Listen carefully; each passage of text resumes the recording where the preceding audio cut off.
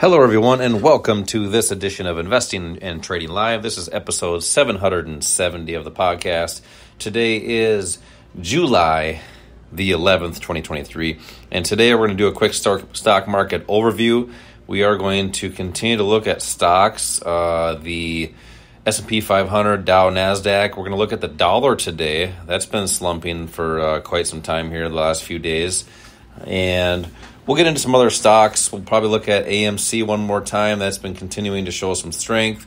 Before we do that, make sure to like the podcast, subscribe to it, hit the bell. So anytime we do a live session like we are today, you can get the session as it comes in. But also request any topics you want to talk about, any things that you want us to hit on the show. As always, we do the show live every single time we do it. We'll do 4 sessions tomorrow, which is Wednesday. So stay tuned for that. That'll be tomorrow morning. We got an action-packed session tomorrow with 4 different sessions. And then ask any questions you have, and we'll cover any topics on there. One of the topics that I will be doing coming up here shortly, maybe on Thursday or Friday, is a session on risk management. A lot of people put a percent per trade on risk, as far as risk per trade. So we're going to take a look at that and kind of talk a little bit about what a lot of people do. A lot of people will risk a certain amount per trade, but it's pretty darn high, in my opinion, that a lot of people do. So they're putting a lot of risk in the market for a little bit of gain. We're going to flip that and put small risk into the market with much higher gain or reward. So we'll do that probably Thursday or Friday. But just looking at the S&P 500, as yesterday, the market gapped down yesterday, just a smidgen, but showed some major strength as the day went up. It closed yesterday we're looking at the S&P 500 ETF, which is the SPY. Closed at 439.66, opened up, gapped higher today on Tuesday, and has shown some indecision here, but we're currently sitting at $440.29 per share on the SPY S&P 500 ETF. The Dow, that opened up strong again, so the strength continued from yesterday. We had a big gain yesterday on Monday. Market went up. It opened roughly about the same, but it went up, looks like I'll get a trend line in here for you. About 0.62%, so a nice little rebound on the day after 1, 2, 3, 4 negative sessions, the way it looks here. So some strength here in the stock market. The NASDAQ, which is the QQQ ETF, actually down on the day, so it's not really following suit with the S&Ps and the Dow. Going back to the S&P 500, we are still range bound in this supply and demand zone that we've been talking about for a couple weeks here now. The demand zone down roughly around 430 area, and the supply bouncing off of a 444 area. So as I mentioned, I believe it was on Friday, we're going to probably see some continuing sideways action here until we get some either strength out of this demand zone or weakness out of the supply zone. But a lot of that is being driven by the U.S. dollar. I just kind of mapped out a little potential demand zone here on the U.S. dollar. So the U.S. dollar has been bouncing off of this demand zone a few times back from April of 2022, bouncing off of it in February of 2023, and then again in April of 2023. Now another one has formed here, potential demand zone at around 101.61, 101.05, and we're getting right down to that. So I'm expecting to see some potential strength in the dollar, which could bring stocks back down. So we're right there. The S&Ps, going back to that, is range bound in this supply and demand area. So we don't have a perfect correlation, but we're going to continue to monitor this U.S. dollar. We're looking at the dollar index, the DXY, the Dixie is what they call it on a daily chart. So as always, there's no recommendations on any buyers or sellers. This is just for fun. This is for entertainment purposes only. It's sad we got to say that stuff, but we'll throw that out there real quick. Let's look at the energy sector. XLE up 1% on the day, actually 1.17 on the day, looking at about $82.37. So some strength here last 1, 2, 3 days, gapping up and continuing some strength here, and high on the percent Bollinger Band as well. I mentioned last week, I like to look at the percent Bollinger Band just as a where are you at now and what might you do in the future. And then I go look at supply and demand zones, just showing me where it's been at in the percent Bollinger Band. This is high, so we would be looking at some potential sell areas, but I don't see anything. Nothing really jumps out at me at this point. Let's go to some stocks. Obviously, the euro dollar is going to be inverse to the dollar. Doesn't have that same supply. This in this case would be a supply zone. Doesn't have the same look as far as on the supply zone, but we are in it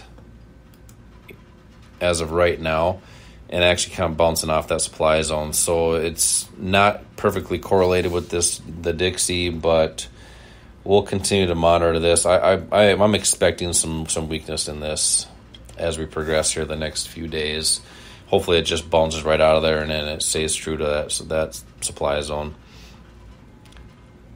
All right, going back to some stocks. We talked about BHG a few weeks back, just a total dog for the past couple years here at about 13.15. Finally has shown some green days. We had lots of red here over the past few years and showing some green after they did the split. And they'll have earnings coming up here on August 1st, estimating negative 2.59. So we'll see how that goes here with BHG. NVIDIA up 1%. Actually, let's look at Skills. Skills has also been a dog, but showing some strength at about $10.61 per share. And the same thing, been a dog for many months, and showing a few green days, so we're not going to be too hopeful on that. NVIDIA down or up 1% on the day. No major supply and demand zone in my mind on a daily chart. I'm looking at a daily chart here. Let's look at Apple. Apple down again. So Apple showing a little pullback. I'm not going to see much. I don't see much of a demand zone area. I mean, ultimately, I'd like to see this come down to the 143 mark. Got a tested demand zone already at 145 area. I would see some buying pressure down there again, but that's a long ways to go. It'll take months to get down there, I would assume. But Apple's just so strong right now. Meta also showing a lot of strength. Not seeing a pullback here today. Up about 0.43%. Snapchat up 4.75%. No. Yeah, 4.75%. That doesn't even look right. Oh, yeah, 4.75% on the day, looking pretty strong. Let's, we looked at some stocks here. Let's see if there's any clues in the news for our decisions. One more, we'll look at AMC. AMC also up 2.23% on the day. They do have earnings coming up here August 10th, and estimating 0.4 cents negative. So we talked about those cash secured puts back on July 20th or June 20th, I believe it was. Still looking pretty strong on those puts there. So hopefully that continues. We'll just hope it does nothing here. In full disclosure, I am in on a position on AMC here. Okay, let's look for some clues. Looking at Market Watch here again, and there's a couple clues in the markets. We talked about this yesterday, but here's an interesting one. Why this is not a good time to put more money in stocks. So what is that telling us? Gold price is slightly higher as U.S. dollar weakens. That's obvious. And here's a funny one. This stock investing strategy has blown away the S&P 500. Here's a way to refine it. Well, let's look at that. And of course, it disappeared as I got into this. Here it is. Let's look at it and see what it says.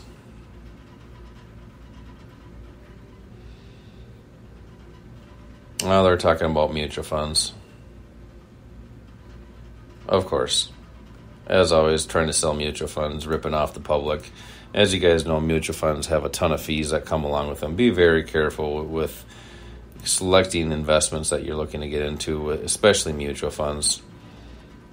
Very, very expensive and really dogs. Let's see if there's any other news here that can give us some clues. I like these ones here. It says, I'm 61, just got laid off, and I have $550,000 in savings and no mortgage. Can I retire yet? Well, that all depends. Do you have any other debt? I mean, how do you want your life to be? Do you want to be living on ramen noodles? Or do you want to be able to do the fun things you want to do? 61 is still pretty young yet. You got look at 30, 40 years to live off $550,000. So let's just say 30 years. If that person has $550,000, divide by 30 years, they're using $18,000 a year to live off of. Let's get a little laughing here. That's not going to be a very fun retirement. What can they do? So one of the things that they can do is, so if they have $550,000, why not take a portion of that and learn the skills of trading and investing? So let's just say with the futures of the Forex market, that has up to 20 to 1 leverage or up to 50 to 1 leverage.